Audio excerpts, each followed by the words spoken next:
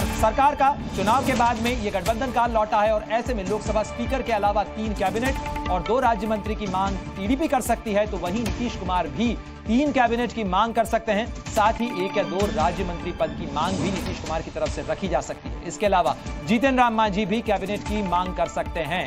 साथ ही चिराग पासवान जो कि एनडीए का हिस्सा हैं, उनकी भी अपेक्षा होगी। तो ऐसे में अब बीजेपी जिसके पास अपने दम पर बहुमत नहीं है, एनडीए की सरकार के गठन के दौरान उसे इन तमाम सहयोगी दलों का जो समर्थन है उसे उसकी जरूरत है सरकार बनाने के लिए, और इसीलिए उनको मंत्री पद भी देने होंगे। और 1999 जैसा जो हाल है वो फिलहाल यहां देखने को मिल रहा है, क्योंकि टीडीपी ने उस समय भी स्पीकर पद दिया था, तो टीडीपी की मांग लोकसभा स्पीकर पद की एक बार फिर हो सकती है। साथ ही 3 कैबिनेट मंत्री पद भी टीडीपी मांग सकती है, 2 राज्य मंत्री के पद टीडीपी के खाते में जा सकते हैं। ये तमाम जानकारी निकल के आ रही है। और देखिए कौन कौन से मंत्री पद दिए जा सकते हैं, मांगे जा सकते हैं, तो ग्रामीण विकास, साथ ही रोड ट्रांसपोर्ट, हाउसिंग, अर्बन, ये तमाम वो मंत्रालय हो सकते हैं जिन पर टीडीपी की नजर होगी। देखिए तेलुगु देशम पार्टी किन मंत्रालयों पोर्टफोलियो पर नजर रखे हुए है वो आपको बता रहे हैं। साथ ही जेडीयू जो है वो भी 3 कैबिनेट मंत्री पद जो है उसकी अपेक्षा कर सकती है, 2 राज्य मंत्री पद भी उसके खाते में जा सकते हैं, क्योंकि जेडीयू और टीडीपी के बिना फिलहाल सरकार बनना मुश्किल होगी।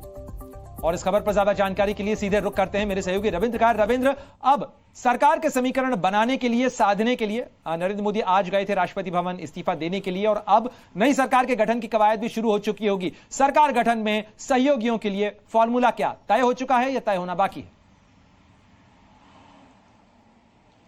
देखिए अभी फॉर्मूला तो तय नहीं हुआ है। ये एनडीए की 4 बजे जो बैठक होगी उसमें कहीं ना कहीं इस पर बातचीत होगी।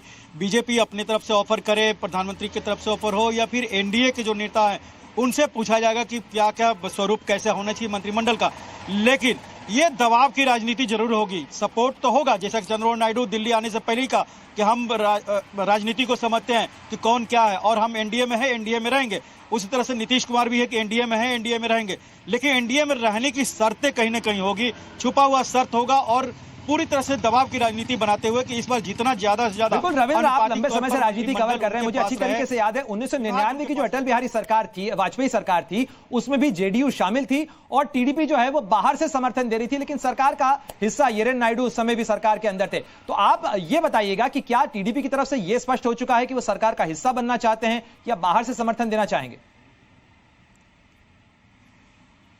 नहीं, बिल्कुल जो जानकारी है सूत्रों से कि टीडीपी साफ तौर पर इस सरकार में शामिल होगी, जदयू भी इस सरकार में शामिल होगी। देखिए पिछले बार शामिल नहीं हुई थी क्योंकि जो मंत्रिमंडल में विभाग दिए जा रहे थे, मंत्री पद दिया जा रहा था, उसकी संख्या कम थी। लेकिन इस बार चूंकि सरकार पूरी तरह से डिपेंड है, पूरी तरह से इन दोनों पर डिपेंड है, इसलिए ये लोग शामिल भी होंगे और अच्छी खासी संख्या में कैबिनेट का मंत्रालय भी मिलेगा, इनको अच्छा मंत्रालय भी मिलेगा।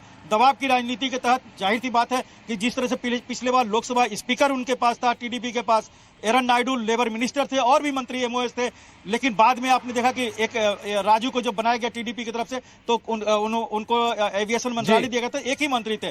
जदयू ने एक मंत्रालय बाद में लिया आरएसपी सिंह को, लेकिन अब इसमें 3 कैबिनेट, 1-2 एमओएस की बात हो रही है। उसी तरह से लोकसभा स्पीकर टीडीपी चाहेगा, 3-4 कैबिनेट मंत्रालय, 1-2 एमओएस चाहिएगा, जीतन राम मांझी 1 कैबिनेट चाहेंगे, चिराग पासवान 1 कैबिनेट और 1 एमओएस चाहिए। उसी तरह शिंदे ग्रुप को 1 कैबिनेट और 1 एमओएस इंडिपेंडेंट, ये सब अपनी तरफ से प्रस्ताव देंगे। फाइनल होगा, क्योंकि फाइनल पर बीजेपी बहुत ज्यादा दबाव बनाने की स्थिति में नहीं होगी, नकारने की स्थिति में नहीं होगी। आग्रह किया जा सकता है कि मंत्रिमंडल में बिल्कुल जाहिर तौर पर जो गठबंधन के तमाम समीकरण हैं उनको साधने की कवायद और कोशिश इस समय चल रही है। लेकिन जहां एक तरफ गठबंधन के समीकरणों को साधने की कोशिश चल रही है, तो वहीं दूसरी तरफ नई सरकार के गठन की प्रक्रिया भी जो है वो आगे बढ़ती हुई नजर आ रही है। और